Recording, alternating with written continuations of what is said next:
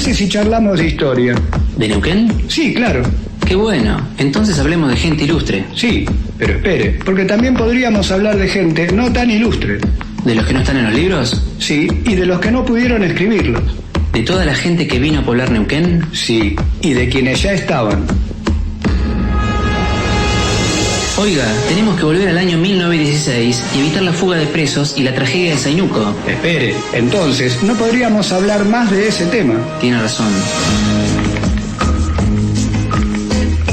¿Cuándo es el programa? Todos los sábados de 13 a 14 horas. Espere, nos olvidamos de decir el nombre del programa. Esa es otra historia. Por la M550, la primera. Y por la 90.7 RDB.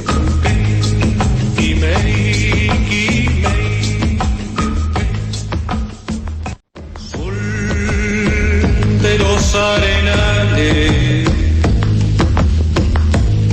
regada en sangre del bravo Zainueque, grito que está volviendo. Muy buenos días, estimado amigo Rodrigo, muy buenos días. Tenga toda la audiencia de este programa que hoy nuevamente encaramos con mucha fuerza y vigor. ¿Cómo está usted? Muy bien, lo veo con mucha energía. Pero también con mucho frío, debo decirlo. No aquí en el estudio donde la temperatura es agradable, pero afuera está fresco mal. Sí, tal vez usted esté necesitando una transferencia de energía térmica a su cuerpo. Digo. Me obnubila con sus palabras. ¿Quiere que le explique cómo darle calor? No sé, depende. Acá me pone en una situación incómoda. No, a ver, no me malinterprete, por favor. Yo le quiero decir cómo puede hacer para aumentar su temperatura corporal para que no tenga tanto frío. Y algunas noticias, por ejemplo. La física y la química vienen en su ayuda, porque podría ser que, por ejemplo, le transfieran energía térmica mediante el contacto con una fuente de calor que puede ser una persona, por ejemplo. Alguien que lo abrace y le transfiera su calor. Apa, me están queriendo... Lo están abrazando. Mire, Rodrigo, yo ya lo he dicho en más de una oportunidad. Yo vengo aquí a hacer un programa de radio, trato de comportarme de una manera medianamente moderada. Usted que me conoce por fuera de los ámbitos mediáticos. También puede ser la química, por ejemplo, la actividad metabólica, pero ahí no lo veo mucho porque el ejercicio físico, la actividad muscular generan calor y tal vez usted pueda sortear ese problema que tiene. Debería buscar por otro lado la cosa, tal vez un traguito también de una bebida espirituosa. Bueno, pues eso me ayuda, porque el gimnasia poca, realmente. Haber hecho gimnasia, a pesar de este físico privilegiado que tengo. Apolinio. Yo soy el antes. ¿Sabe que del alfeñique yo era un alfeñique de 44 kilos y ahora soy uno de 46. Eso es un avance. ¿Sabe que le voy a dar dos noticias, una buena y una mala? Ajá. Arranco por la buena. Por favor. Superamos los 3 dígitos en la gente que nos sigue a través del canal de YouTube. Modestamente, obviamente, no tenemos millones de personas que nos escuchan, pero tenemos ahí un núcleo de gente que peleamos palo a palo la inflación. Sí. Los dígitos. Esa es la buena. Y la mala, que justamente al aumentar la cantidad de gente en redes sociales, también tenemos algunos haters, algunos odiadores que nos dejan mensajes un poco feos. Creo que se va a incrementar a partir del programa de hoy. No creo que sea por un programa, me parece que es la sumatoria. ¿Sabe que hay en la publicación Más Neuquén, que tiene también sus redes sociales, a veces me ha pasado de que ha habido gente que ha dejado mensajes feos? Pero me acuerdo un caso particular de una persona que todos los días me dejaba un mensaje. Todos los días, un mensaje feo. Por supuesto, lo bloqueé, pero antes le expliqué por qué lo bloqueaba. Le dije en un mensajito: para evitarte tener que gastar tu tiempo en decirme algo que ya me lo dijiste un montón de veces, mejor te bloqueo, así puedes dedicar tu tiempo a cosas que te causen un poco más de satisfacción. Aguanté un poquito por las dudas que Recapacitara. Sí, pero no terminé bloqueando. Muy bien. Una anécdota de estos tiempos de las redes sociales. En la de que uno da lo mejor de sí y no siempre la respuesta es, digamos, proporcional al esfuerzo que uno hace para no demostrar lo cabrón que también podría ser uno si quisiese. No, pero igual en proporción son minoría. Se lo quería contar nada más. Usted dígame de quién se trata, que yo después me lo voy a buscar. Con sus 46 kilos. Habana, claro, como era Segurola y Habana. Mire, yo no utilizo y recomiendo no utilizar la violencia para resolver problemas. Le hubiera explicado al protagonista del programa de hoy también por ahí. Vamos a hablar, usted ya sabe de qué. Vamos a hablar, como prometimos el programa pasado, vamos a hablar de la campaña del desierto, pero de un hecho puntual, de una situación puntual, de una publicación puntual, de un personaje puntual. Es, junto con el general Julio Roca, en mi opinión y en la opinión de mucha gente, el ideólogo de la campaña del desierto. A la que le pido por favor que trate de decirlo y que se note las comillas. Sí, vamos a aclarar la entrada cuando hablamos de la campaña del desierto. Más allá de que no estemos de acuerdo con algunas denominaciones, utilizamos la denominación genérica común con la cual se la conoce: campaña del desierto, conquista del desierto. Para que se sepa de qué estamos hablando. Exactamente. Pero no compartimos esa denominación. Se dice que a veces las ideologías o las políticas no se propagan así en los mercados. Eso dicen algunos. Tendría que ver, porque en algunos casos, a mí me gustaría, por ejemplo, estar en la antigua Grecia para ver si es verdad eso de que la gente en los mercados hablaba de, por ejemplo, de filosofía. Ese mito que se creó de que la gente iba a comprar, no sé, por ejemplo, un melón. Sí, 2 kilos de papa, y se ponía a hablar: che, ¿sabés que Sócrates dijo que si este melón se cayera y uno no lo viera, no supiera, haría ruido igual? Bueno, ¿cómo se propagan entonces las ideologías si no es en el mercado? Se propagan por los medios de comunicación, por lo menos en la actualidad. Y en la actualidad no estamos hablando del siglo XXI, sino también en el siglo XIX, porque esta historia que vamos a contar es del siglo XIX. La historia de las 15.000 leguas, de la conquista de las 15.000 leguas. La historia de cómo se fue construyendo en la opinión pública la necesidad de un avance arrollador, de tratar de no seguir con el método que se estaba utilizando de poner fortines, hacer líneas de defensa, hacer zanjas, sino que ir directamente y correr esa línea a fuerza de sable y fusil, tomando en un santiamén las 15.000 leguas que Estanislao Ceballos, en su obra La conquista de las 15.000 leguas, mencionaba que eran necesarias para poder terminar definitivamente con el problema del indio, como él en toda su obra lo denominaba. Ahí en el siglo XIX, en especial en ese momento, era una época dorada de imprentas, de periódicos, y que obviamente eran generadores de ideologías, de distintas ideologías, donde los periodistas, los literatos, alcanzaban una importancia crucial. Hubo en esos momentos gente que, por ejemplo, adquirió gran prestigio en sus obras retratando el desierto.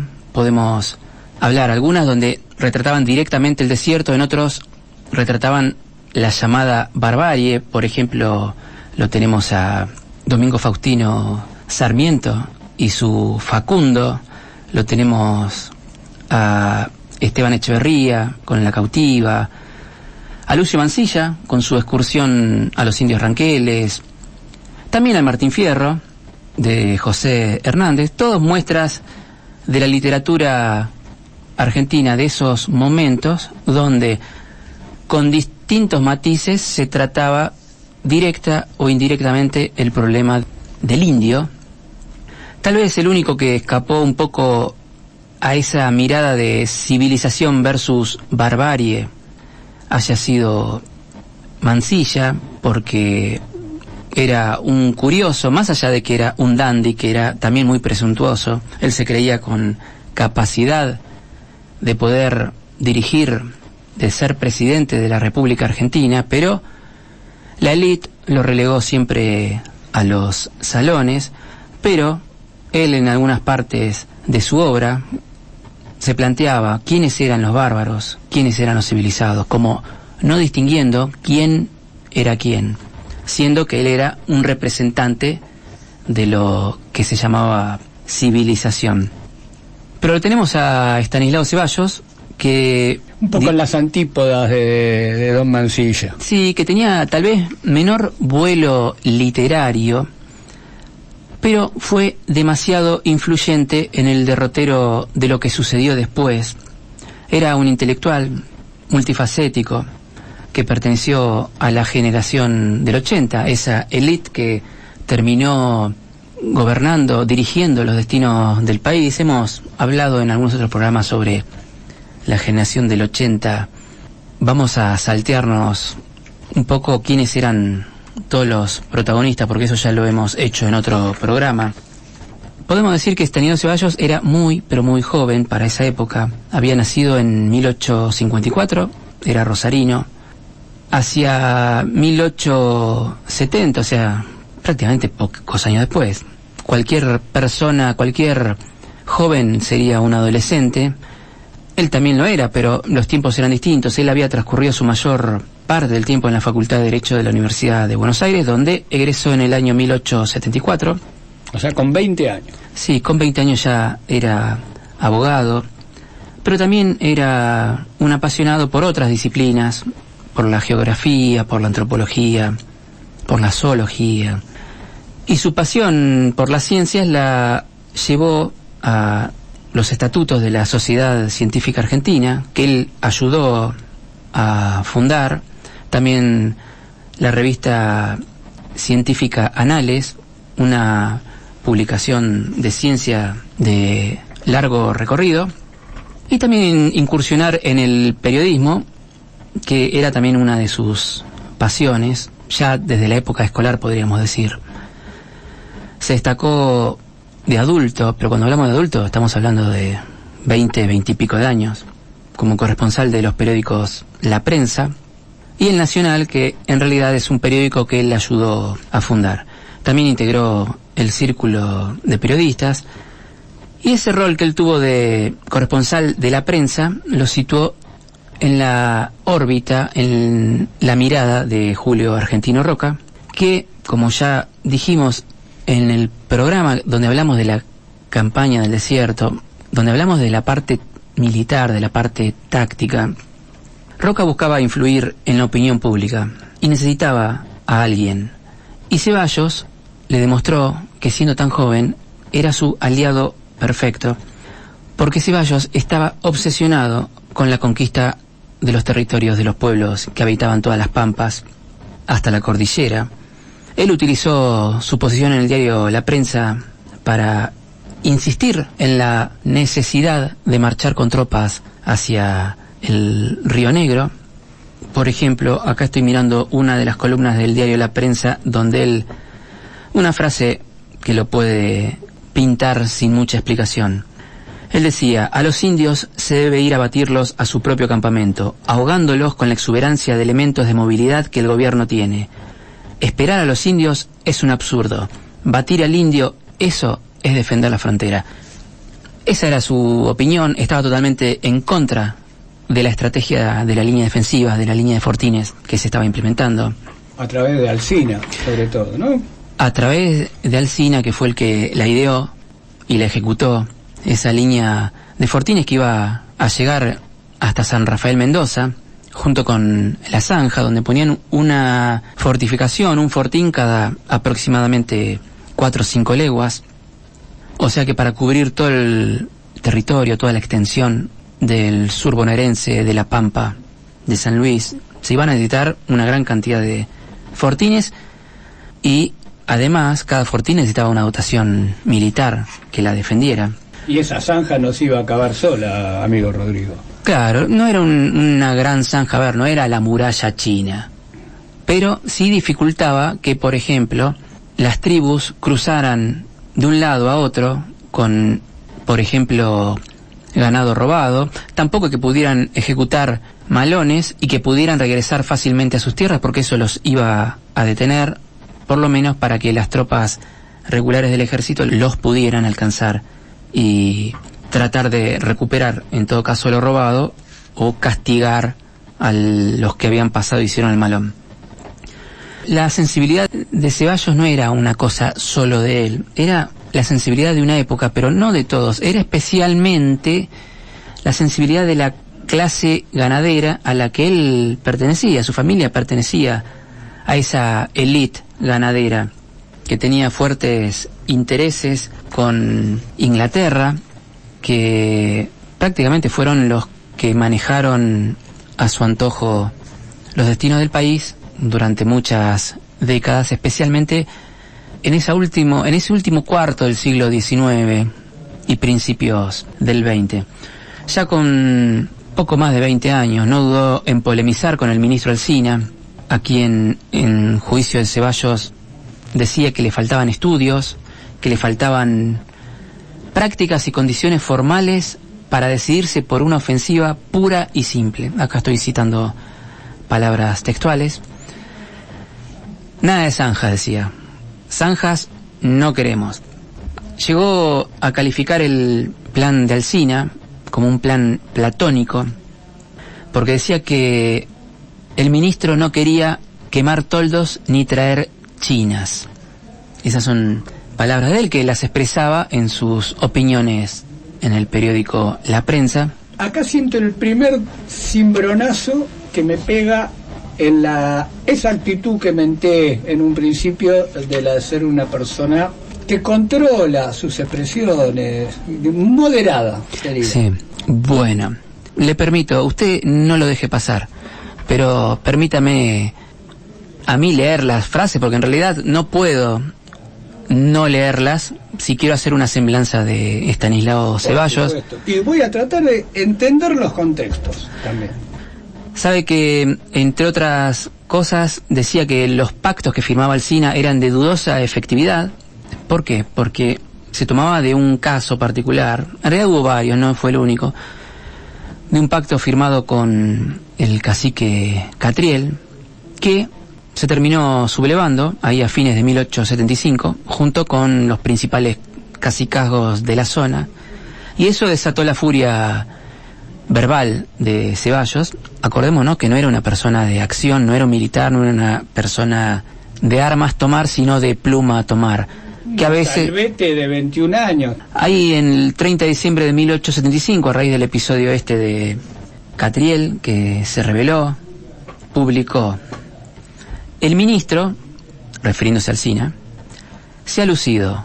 Todavía está fresca la tinta con el que se firmó con Catriel el tratado. Todavía resuenan los brindis con que se celebraban la alianza, y ya Catriel, aliado de Pincén y Namuncurá, se han levantado en armas. Bueno, así como estas hay varias, pero no dudaba tampoco en sus dardos tirarlos contra el mismísimo presidente Nicolás Avellaneda. Por ejemplo, Avellaneda le escribe en un titular: ya es tiempo que se ponga los calzones y se pare de su lado a ese hombre fatal. Eso refiriéndose a Alsina. No sé, se ponga los calzones, era un atrevido. Decírselo al presidente, publicarlo en el diario La Prensa, digamos, no le debe haber caído muy bien a Avellaneda, quiero decir. Tampoco se salvaban los militares que había en ese momento. Por ejemplo, ni siquiera estoy viendo el coronel Nicolás Levalle, para quien pidió un consejo de guerra. ¿Sabe por qué? Por inepto. Ajá. O sea, a uno de los coroneles más importantes del ejército, este muchachito de 20 y pico de años pidió consejo de guerra por inepto. Era también algo pedante, bastante a los 21 atrevido, años. Mordaz. No siempre fue así. Más tarde dejó de serlo. Dejó de ser joven seguro. Que sí. Es algo que a todos nos pasa. A usted hace tiempo. Bien, hace un tiempito, sí. ¿Qué lo medimos el tiempo? ¿En décadas? Hablando de eso, me hicieron notar, usted que dice que los comentarios, me hicieron notar que hace mucho, y que en esta radio nunca lo he hecho, de mentar a mi abuelo. Aquel abuelo que hablaba de... Anarquista. Anarquista, que como yo estuvo en varios lugares de dudosa realidad, para decirlo de alguna manera, porque no se puede estar en dos lugares al mismo tiempo. Yo, cuando me preguntan por usted, trato de no dar muchos detalles porque no sé si resiste una investigación. Volvamos al tema. Estamos hablando de Nicolás Levalle, ahí está. Le pidió consejo de guerra por inepto. También cada cosa que decía Alsina... Era un titular al otro día. Era un titular analizándolo y matándolo al ministro, también a los comandantes de frontera. Acordémonos que Nicolás Levalle fue uno de los encargados de llevar adelante una de las divisiones en la campaña del desierto específica, en la del año 1879, las 5 divisiones. Siempre hablamos de que hacemos ahí el parangón con un equipo de fútbol, porque los nombramos casi de memoria. Decimos Uriburu, Levalle, Lagos, Roca, Racedo. Bueno, Levalle es uno justamente de los que dirigió una de las columnas. La que vino a nuestra zona de Neuquén fue la que vino desde Mendoza, comandada por Uriburu. Seguimos mirando qué publicaba en la prensa y decía: la cuestión fronteras. Usted avíseme con el tiempo, porque sabe que yo me pongo a hablar, me enfrasco y me olvido de todo. Vamos bien. Vamos bien, nos dicen. Nos dice acá el amigo José. El operador, a quien nunca lo mencionamos, así que lo vamos a saludar y agradecerle en público, porque realmente se lo merece. Sí, señor. Acá estoy mirando el tema de otro artículo, dice: la cuestión fronteras quedará resuelta definitivamente si el gobierno da con jefes activos y de una energía a toda prueba, y les ordena que hay que sablear al indio en su propia guarida. Los proyectos de alambrado y de zanjas son farsas ridículas. Eso decía... No se ahorraba... En 1876, don Estanislao Ceballos. Acordémonos... Con 22 años ya. Acordémonos que la campaña del desierto en realidad fue esto. Roca era partidario de esta idea, de esta misma idea, por eso encontró en Ceballos la pluma perfecta. La pluma perfecta para desarrollar todo este plan, porque él necesitaba instalarlo, implantarlo en la cabeza de toda la gente que tenía el poder para tomar esa decisión. La campaña del desierto no arrancó cuando se votó la ley. Arrancó, como ya dijimos, en un programa que le dedicamos exclusivo a eso, cuando Roca fue nombrado ministro de guerra en reemplazo de Alsina, que había fallecido, y donde mandó a todos los soldados a incursionar en las tolderías, en ataques relámpagos o tipo malón. A mí me gusta usar la palabra contramalón, porque en realidad era un malón inverso. Iban, atacaban las tolderías, volvían. Vio que hay malones y malones. Hay malones buenos y malos. Malones malos. Sí. Después dice en otra parte, pero esto ya lo estoy leyendo de su obra, La conquista de las 15.000 leguas. Dice: sableado frecuentemente los indios, sembradas de cadáveres sus guaridas, si se resisten con las armas en la mano, prisioneras sus familias y rescatadas las haciendas, ¿qué camino les queda? La sumisión. Esto en realidad es más de lo mismo, porque ya con haber leído 2 o 3 titulares del diario La Prensa, prácticamente que todo lo demás que viene es redundante. Su pluma era incendiaria, era, como se dice ahora, sin filtro. Fue un personaje muy popular, muy influyente, y siempre pedía a los 4 vientos el exterminio. O sea, al decir que había que ir a sablear a los indios a su propia guarida, estaba diciendo eso. Pero era el mismo pensamiento de el general Roca.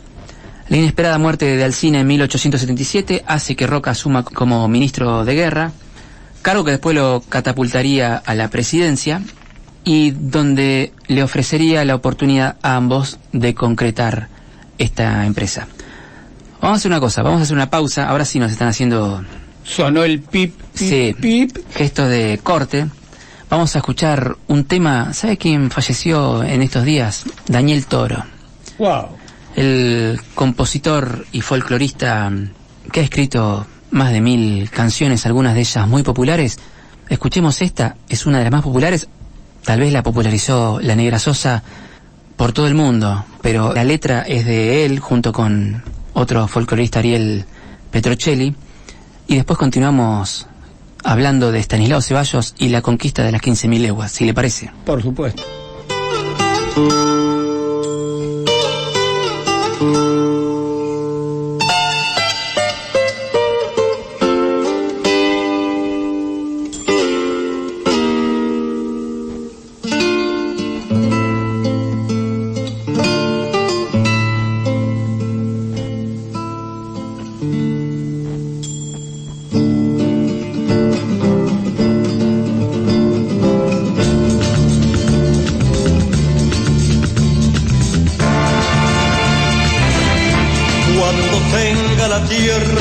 Sembraré las palabras que mi padre Martín Fierro puso al viento.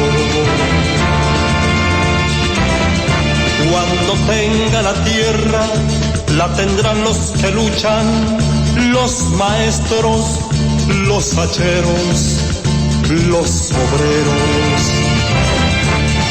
Cuando tenga la tierra, te lo juro, semilla, que la vida será un dulce racimo y en el mar de las uvas nuestro vino. Cantará.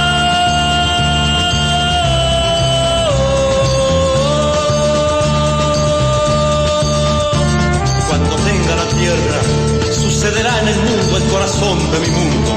Desde atrás de todo el olvido, tocaré con mis ojos en lágrimas todo el horror de la lástima. Y por fin me veré campesino, campesino, campesino, campesino. Dueño de mirar la noche en que nos acostamos para hacer los hijos. Campesino, cuando tenga la tierra, guardaré la luna en mi bolsillo y saldré a pasear con los árboles y el silencio. Y los hombres conmigo. Cuando tenga la tierra, viajaré a las estrellas, astronauta de trigales, luna nueva. Cuando tenga la tierra, formaré con los grillos una orquesta donde canten los que piensan.